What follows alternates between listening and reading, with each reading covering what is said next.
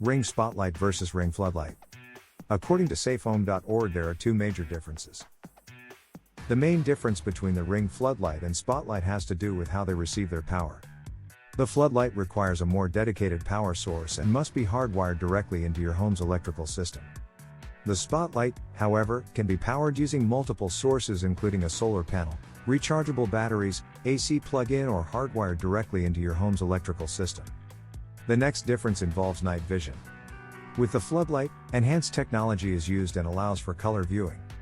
The Spotlight has the more basic night vision setup and only allows for viewing in black and white. In conclusion, the Ring Floodlight camera is a great choice if you want a lighting fixture that has the ability to illuminate an area with a wide radius. But it doesn't provide as much light as a Ring Spotlight camera. Ring Spotlight cameras have several advantages for indoor and outdoor applications. This is because they provide even illumination of any area that needs it. For getting the best security camera, check the links in the description. And please remember to like the video, comment and subscribe.